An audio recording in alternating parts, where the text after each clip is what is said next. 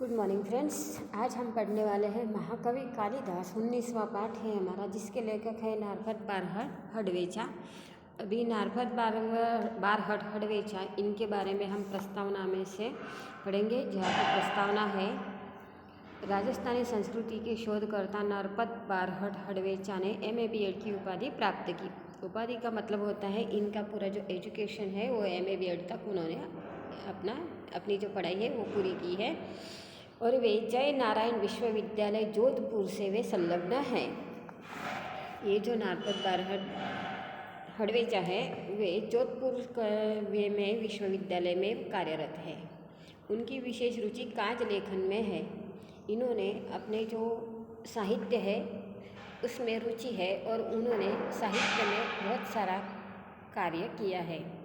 वे संस्कृति के प्रवाहों और प्रवाहों को समझने में यत्नशील है। यत्नशील का मतलब होता है प्रयत्नशील। अभी इन्होंने जो हमारी भारतीय संस्कृति है उसके बारे में समझने का प्रयत्न किया है और इसके लिए इन्होंने अपनी जो पुराने जो ग्रंथ है या फिर पुराने जो महान लेखक है या फिर कोई महान विद्वान है उनके बारे में रिसर्च किया है। महापुरुषों को नमन करते हुए आपने लिखा है, नरपद जी ने अपने जो रिसर्च है या फिर जो भी अभ्यास है उसमें जो महापुरुष है तो उनका उन्होंने अभ्यास किया है और उनके बारे में उन्होंने लिखा है, जिन्होंने देश सेवा की खातिर अपना घर परिवार छोड़कर ऐशो आराम त्याग कर भूखे प्यासे और नंगे पांव रहकर देश को गुलामी की जंजीर से मुक्त कराने के लिए सर्वस्व कुर्बान किया है। तो उन्होंने जो भी इस महान पुरुषों के बारे में उन्होंने जब रिसर्च किया, अभ्यास किया, तब उन्हें पता चला कि इन्होंने कितना कुछ खोया है अपने देश सेवा के लिए, कितना कुछ खोया है और कितना कुछ उन्होंने त्याग किया है। और ऐसी स्थिति में उन्हें बहुत दिनों तक भूखे भी रहना पड़ा है और प्यासा भी रहना पड़ा है और कभी कभी तो नंगे पांव चलकर भी देश सेवा की है। महापुरुषों की जीवनियाँ आपकी प्रसिद्ध कृति है। इन्होंने महापुरुषों के बारे में लिखा है और इनका एक पुस्तक में इन्होंने वर्णन किया है। तो ऐसे ये महापुरुषों की जीवनियाँ इन्होंने लिखी है। इस संग्रह में कुल 60 प्रसिद्ध महापुरुष का जीवन और चरित्र अंकित किया है। 60 जितने महापुरुषों का चरित्र इन्होंने अपने पुस्तक में अंकित किया है। प्रस्तुत जीवनी महाकवि कालिदास के जन्म और परिचय एवं उनकी प्रसिद्ध साहित्यिक रचनाओं का विवरण है। ये जो पाठ हमें यहाँ पे मिलता है तो इनकी एक विशेषता है जिसमें महाकवि कालिदास का वर्णन मिलता है। जो महाकवि कालिदास है इनके बारे में हमें कभी कुछ जो संदर्भ है वो मिलता नहीं, जैसे जिनके बारे में हम पता कर सके कि महाकवि कालिदास कौन थे। तो इसलिए इन्होंने इन पे भी रिसर्च किया है और इनके बारे में उन्हें जो कुछ भी पता चला उन्होंने ये हमारे साथ यहाँ पे शेयर किया है। इस कृति से यह संदेश मिलता है कि किसी बच्चे को बुद्धू मानना नहीं चाहिए, क्योंकि वह मौका मिलते ही हीरे की तरह चमक सकता है। इन्होंने इस पाठ में इतना ही लिखा है कि अपने बचपन से ही महाकवि कालिदास एक मूर्ख व्यक्ति की तरह थे। ऐसे मूर्ख व्यक्ति जो युवावस्था तक निरक्षर रहे और जो समाज में हीन दर्जा में देने वाले लोग में से थे, जो जिन्हें कभी कोई मौका नहीं मिलता था या फिर लोग उन्हें धुतकार देते थे, ऐसे परिस्थिति में से वे गुजरे हैं।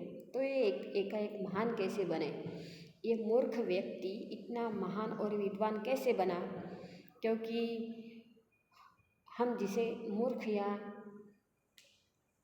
अशुद्ध व्यक्ति समझते हैं, जो बहुत ही मूर्ख होता है या बुद्धू होता है, तो उस व्यक्ति में भी कहीं ना कहीं कोई खासियत होती है, उसका अपना एक व्यक्तित्व होता है, उसकी अपनी एक पहचान होती है और समय मिलते ही उसमें वो परिवर्तन ला सकता है। तो समय के साथ व्यक्ति बदलता रहता है, तो जैसे ही ऐसे व्यक्ति को मौका मिलता है तो वो हीरे की तरह चमक सकता है। किसी भी व्यक्ति को शारीरिक या फिर मानसिक जो भी इसके अंदर त्रुटियां होती है तो उसके लिए हमें उसका मजाक नहीं बनाना चाहिए। हमें इसमें से यही संदेश मिलता है। तो महाकवि कालिदास के बारे में इस पाठ में इन्होंने क्या लिखा है ये आज हम पढ़ने वाले हैं। तो हम लेसन स्टार्ट करेंगे। कालिदास को हम मात्र संस्कृत के महाकवि के रूप में जानते हैं। हमें सिर्फ यही पता है कि ये संस्कृत के महाकवि है या फिर संस्कृत के आद्य कवि है या फिर इन्होंने बहुत सारे साहित्य की रचना की है। और इनके साहित्य के बारे में एक दो को पता होगा कि इन्होंने कौन कौन सी साहित्य रचना की है। आपके संस्कृत का जो लेसन है उसमें भी इनके बारे में लिखा है। आपके संस्कृत के में एक काव्य है सर्वचारुतरम वसंते। ये काव्य के कवि जो है वो कालिदास है और इनके बारे में हमें पता चलता है। तो ऐसे थोड़े बहुत चरित्र वर्णन हमें भी मिलते हैं, लेकिन यहाँ पे कुछ खास लिखा है महाकवि कालिदास के बारे में हडवेचा जी ने। उन्होंने कहा है कि हमें ये सिर्फ महाकवि है इसके रूप में ही हम जानते हैं। स्वयं महाकवि कालिदास ने अपने विषय में कुछ नहीं लिखा। ऐसी जो महान विभूतियाँ होती हैं वो कभी अपने रूप या गुणों की या फिर अपने अंदर की जो व्यक्तित्व है उसका कभी वर्णन नहीं करते या फिर खुद अपनी प्रशंसा नहीं करते। तो ऐसे महाकवि कालिदास है, उन्होंने अपने बारे में कभी कुछ नहीं लिखा। उन्होंने सिर्फ दूसरों के बारे में लिखा है। उनके जो भी समकालीन राजा महाराजा थे या फिर उन्हें जो भी ज्ञान प्राप्त हुआ था, जो भी हमारे धार्मिक पात्र थे, धार्मिक ग्रंथों में से जो भी श्रेष्ठ पात्र थे, पात्र मीन्स जो महान राजा है या फिर व्यक्ति है उन्हें कहा जाता है। तो ऐसे महान पात्रों के बारे में उन्होंने लिखा है। इससे पता चलता है कि कालिदास हर्षचरित के शुरू में कवि बाण ने कालिदास का उल्लेख किया है। कवि बाण राजा हर्ष के समय में हुए थे। राजा जो हर्षवर्धन थे उनके दरबार में बाण नाम के एक प्रसिद्ध कवि थे, उन्होंने कालिदास के बारे में लिखा है। उन्होंने जब हर्षचरित्र का निर्माण किया तो उस समय उन्होंने कालिदास को याद करके या फिर उनकी स्मृति सामने रख के एक काव्य की रचना की है। इससे पता चलता है कि कवि बाण से पहले कालिदास हुए थे, जिन्होंने संस्कृत में बहुत सारा साहित्य लेखन किया था। उनकी प्रेरणा से प्राप्त कवि बाण ने भी लिखा है। एक स्थान पर स्वयं कालिदास ने अपने अभिभावक के रूप में विक्रम नाम का उल्लेख किया है। अपने अभिभावक हम किसे कहते हैं? जिनके हम आश्रित होते हैं या फिर जो हमारे लिए अच्छे कार्य करता है, हम उसके संबंध में या फिर जो हमारे जो रक्षक होता है उसे कहते हैं अभिभावक। तो ऐसे ही अभिभावक के रूप में विक्रम नाम का उल्लेख है, जो उस समय के राजा थे। अब ये जो विक्रम राजा है वह कौन सा विक्रम है, इस बात की पुष्टि नहीं हुई या फिर इस बात का अभी तक पूरी तरह पता नहीं चल पाया। और कैसे पता चलेगा कि कौन से विक्रम? क्योंकि हमारे यहाँ पे तो बहुत सारे राजा हुए थे जो विक्रम नाम के थे। और कभी कभी हम जो राजा महाराजा हुआ करते थे तो वो स्वयं अभी कोई नया बच्चा अगर जन्मता है परिवार में तो उनका दादा या परदादा के नाम पे उसका नामकरण हो जाता है। तो ऐसे बहुत सारे विक्रम राजा हुए हैं। तो इससे पता नहीं चलता कि कौन से विक्रम राजा है। फिर भी उन्हीं राजा विक्रमादित्य और राजा भोज का समकालीन मानकर कितनी ही कथाओं का नायक बनाया गया है। तो ऐसे जो राजा विक्रमादित्य है या फिर राजा भोज है उनका समकालीन उन्हें माना जाता है। राजा भोज और राजा विक्रमादित्य एक ही काल में हुए थे, एक ही शासन काल में हो गए थे और दोनों ही सर्वश्रेष्ठ राजा थे। एक नॉर्थ की तरफ बढ़ता जा रहा था, एक दक्षिण की तरफ बढ़ता जा रहा था। जो राजा भोज है वो दक्षिण के राजा थे और राजा विक्रमादित्य मध्य प्रदेश से पूर्व भारत की तरफ उनका विस्तार था। लेकिन राजा विक्रमादित्य चक्रवर्ती सम्राट थे। तो ऐसे इनका वर्णन मिलता है। अभी बात यह है कि इनका समकालीन मानकर इनको बहुत सारी कथाओं का नायक बनाया गया है। जैसे हमें पंचतंत्र की स्टोरीज़ मिलती है, या फिर अकबर बीरबल की स्टोरीज़ मिलती है, या फिर चाणक्य की स्टोरी मिलती है, तेनालीरामा की स्टोरीज़ मिलती है। तो ऐसे ही महाकवि कालिदास की स्टोरीज़ भी हमारे पास अवेलेबल है। तो ऐसे महाकवि कालिदास और राजा विक्रमादित्य या फिर राजा भोज के बारे में ऐसे ही स्टोरीज़ बहुत सारी प्रचलित थी। तो उन्हीं से हमें पता चलता है कि वो उस समय के राजा के समकालीन थे। विभिन्न भाषाओं में, पहेलियों और लोक कथाओं में उनकी विद्वत्ता, कविता और चमत्कारिक प्रसंगों का वर्णन मिलता है। इनकी जो स्टोरीज है बहुत सारी भाषाओं में लिखी गई है, क्योंकि दोनों जो राजा थे वो अलग अलग स्टेट में अपना राज्य विस्तार करके रखा था उन्होंने। और वैसे ही हमारे भारत में तो बहुत सारी भाषाएं बोली जाती है और एक दूसरे में ट्रांसलेशन होना बात स्वाभाविक है। एक दूसरे के लैंग्वेज में हम ट्रांसलेशन पहले से ही करते आए हैं। तो इसी तरह से इनकी जो स्टोरीज है या फिर इनके जो कोई भी जीवन के प्रसंग है वो अलग अलग भाषा में हमें मिलते हैं। उनकी विद्वत्ता के बारे में मिलते हैं, उनकी कविताओं के बारे में मिलती है और इनके जीवन में जो भी कुछ चमत्कारिक प्रसंग हुए हैं उनके बारे में भी वर्णन मिलता है। यहाँ पे लेखक ने जन्म और परिचय दिया है महाकवि कालिदास का। कुछ विद्वानों ने कालिदास का जन्म 365 तथा निधन 445 माना है। ये इसी समय के दौरान हुए थे जब राजा विक्रमादित्य और राजा भोज का शासनकाल था। तो ऐसे ईस्वी सन 365 इनका जन्म माना जाता है। महाकवि कालिदास के स्थान के बारे में ठीक ठीक पता नहीं चलता। इनके बारे में बहुत सारी भाषाएं में लिखा गया है और हो सकता है इन्होंने भारत भ्रमण भी किया हो, तो अलग अलग क्षेत्र में अलग अलग उनकी कृतियों में अलग अलग क्षेत्र का वर्णन भी मिलता है, इसलिए उनके जन्म स्थान के बारे में हम ठीक से बता नहीं सकते। कुछ विद्वानों ने उनका जन्म स्थान उज्जैनी माना है, जो सही लगता है क्योंकि मेघदूत में स्वयं कवि ने उज्जैनी को विशेष दर्शनीय कहा है। ये जो महाकवि कालिदास है ये उज्जैनी के इर्द गिर्द माने जाते हैं, क्योंकि उज्जैनी के बारे में इनकी जो कविताएं हैं उसके बारे में उल्लेख मिलता है। और एक बात का ऐसा प्रसंग है कि एक बार वहाँ पे वृष्टि नहीं हुई थी, बरसात न होने की वजह से उन्होंने बादलों से उस तरफ जाने का अनुरोध किया था। लंबा रास्ता पड़ने पर उधर से जाने के लिए उन्होंने बादल से अनुरोध किया है। तो ये सब वर्णन इनके मेघदूत काव्य में मिलता है। उज्जैनी में उन दिनों राजा विक्रमादित्य का राज्य था। वहाँ की प्रजा सब प्रकार से सुखी थी। साहित्य और कला की उन्नति चरम सीमा पर पहुँची थी। राजा विक्रमादित्य एक आदर्श राजा थे और एक राम राज्य उनकी राज्य में था। वह उनके राज्य में सुख, समृद्धि और विद्या दोनों ही थी। प्रजा सुखी थी और साक्षर भी थी, और साक्षरता का प्रमाण इनके राज्य में हमें बहुत मिलता है। तो ऐसे इनकी प्रजा हर तरह से सुखी थी। आर्थिक रीति से सुखी और संपन्न परिवार वहाँ पे हमें मिलते थे। तो ऐसे जो राजा है राजा विक्रमादित्य, उनके राज्य में साहित्य और कला की उन्नति चरम सीमा पर पहुंची थी। चरम सीमा का मतलब होता है बहुत ही सर्वश्रेष्ठ होना।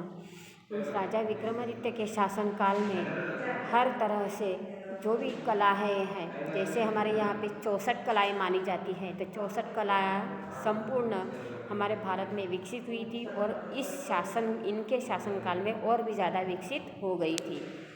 राजा विक्रमादित्य ने अपने नाम से ही विक्रम संवत चलाया था। जो विक्रम संवत चलाने वाले जो राजा है उनके बारे में हमें पता चलता है कि वे 12वें राजा थे।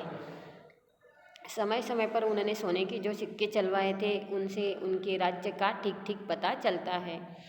समय समय पे उन्होंने अपने राज्य को चलाने के लिए जो करेंसी होती है, करेंसी का मतलब जो हमारे जो लेन देन का या जो भी आर्थिक व्यवहार होता है हमें रुपए और पैसे से मिलता है। और इससे जो भी हमारा जो पैसे होता है, जो भी हम आर्थिक व्यवहार करते हैं, तो उसके लिए पहले सोने के सिक्के चलाए जाते थे। तो ऐसे राजा विक्रमादित्य ने अपने कार्यकाल में सोने के सिक्के चलाए थे। उनसे उनके राज्यकाल का पता चलता है। आज भी अगर हमारे कॉइन्स पर देखेंगे, हमारे जो पैसे के सिक्के होते हैं उस पर देखेंगे, तो उसमें साल भी अंकित होता है, वर्ष भी अंकित होता है। तो इसी तरह से उस सोने के सिक्कों पर भी ईस्वी सन का हमें पता चलता है। विक्रमादित्य के शासनकाल में जितना वैभव देश में था, जितनी साहित्य और कला की उन्नति हुई, उतनी कभी नहीं हुई। मैंने आपसे पहले ही कहा था कि विक्रमादित्य जो है उनके शासनकाल में आर्थिक समृद्धता ज़्यादा थी। हमारा देश सोने की चिड़िया जैसे था, तो इसीलिए वैभव ज़्यादा हमें दिखाई देता है और साहित्य और कला की उन्नति भी उस समय में ज़्यादा हमें दिखाई देती है। एक से बढ़कर एक कवि, साहित्यकार और वैज्ञानिक इस युग में उत्पन्न हुए। इस देश में जितने भी प्रसिद्ध कवि है या साहित्यकार है या फिर वैज्ञानिक है, इसी समय में ज़्यादा हुए थे और वे ज़्यादा प्रख्यात हो गए थे। तो ऐसे विशिष्ट साहित्य और कला की उन्नति इनके शासनकाल में ही हुई थी। राजा विक्रमादित्य स्वयं साहित्य और संगीत के अच्छे जानकार थे। संस्कृत भाषा की उन्नति भी इस काल में अधिक हुई। तो राजा जो विक्रमादित्य थे, उन्हें संगीत और साहित्य की खास जानकारी थी और वे खास जानकारी रखते थे, और इसीलिए उन्होंने अपने दरबार में ऐसे लोगों को भर रखा था मंत्रियों के रूप में, जो समय समय पर उन्हें सलाह मशवरा देते थे। और क्योंकि किसी न किसी विद्या में वे सर्वश्रेष्ठ और प्रवीण थे, विद्वान लोग थे, इसीलिए राजा विक्रमादित्य का जो शासनकाल है वह बहुत ही सुशील और समृद्ध और एक आदर्श शासनकाल माना जाता है। और संस्कृत भाषा की उन्नति भी इसी काल में अधिक हुई। राजा विक्रमादित्य ने अपनी जो राज्य की जो भाषा थी उसे संस्कृत में सब जो साहित्य है वो लिखा गया था, क्योंकि संस्कृत जो भाषा है वो वेदों की भाषा मानी जाती है, देवों की भाषा मानी जाती है, इसलिए। और ये हमारे भारतीय संस्कृति की पहचान भी है, तो इसीलिए संस्कृत भाषा को उन्होंने अधिक महत्व दिया था।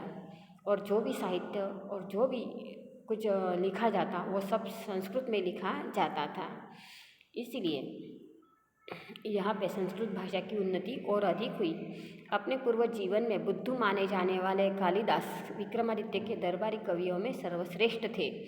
कालिदास के अतिरिक्त 8 और कवि भी दरबार में थे जो नवरत्न कहलाते थे। इनके जीवन में राजा विक्रमादित्य के दरबार में 9 रत्न थे। जो 9 लोग होते हैं वे अलग अलग विद्याओं में प्रवीण होते हैं, निपुण होते हैं। तो ऐसे जो निपुण व्यक्ति हैं उन्हें मंत्री का स्थान दिया जाता था और जो दरबार के रत्न में कहा जाते थे। तो ऐसे ही 9 रत्न विक्रमादित्य, राजा विक्रमादित्य के दरबार में थे। कालिदास के विषय में कहा जाता है कि वे युवावस्था तक निरक्षर थे। वे पढ़ना लिखना नहीं जानते थे, उन्हें कुछ भी ज्ञान नहीं था, वे बुद्धू माने जाते थे। मूर्ख व्यक्ति के रूप में उनकी ख्याति थी। जिस डाल पर बैठते उसे ही काटते थे।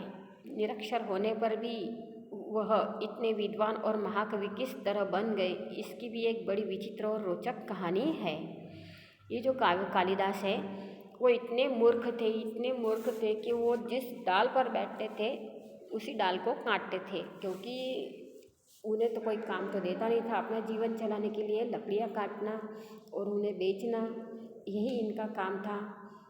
कभी कभी ऐसा होता था कि जिस डाल पर वे बैठते उसे काटते थे। तो ऐसे इतने बुद्धू थे और इतने निरक्षर थे, और अचानक उनके जीवन में कौन सी ऐसी घटना हुई कि जिससे उनका जीवन परिवर्तन हो गया। तो ऐसे यहाँ पे हमें आगे अभी देखने को मिलेगा। तो ये जो नेक्स्ट लेसन है, इनके जीवन की जो शुरुआत है, हम नेक्स्ट लेसन में इनके बारे में पढ़ेंगे। लेकिन ऐसे किसी भी अगर प्रकार का मनुष्य आपको मिलता है तो कभी उसे दुत्कारना नहीं चाहिए, या फिर कभी उसे बुद्धू मानकर उसी हंसी या मजाक नहीं उड़ाना चाहिए। क्योंकि जब समय अगर मिलता है तो वो भी हीरे की तरह चमक सकता है, वो भी सर्वश्रेष्ठ व्यक्ति हो सकता है। क्योंकि ईश्वर ने जो भी व्यक्ति बनाया है उसके पूरी योग्यता के साथ ही बनाया है। उसके अंदर कुछ न कुछ योग्यता ज़रूर होती है, बस हमें सिर्फ ज़रूर होती है उसे ढूंढने की, न कि उसकी हंसी उड़ाई जाए। तो यही संदेश हमें यहाँ पे लेखक देना चाहते हैं महाकवि कालिदास के रूप में। आप तब तक ये आपका जो लेसन है ये आप पढ़ सकते हैं। ओके, तब तक नेक्स्ट लेसन के लिए हम नेक्स्ट लेक्चर में मिलेंगे। ओके।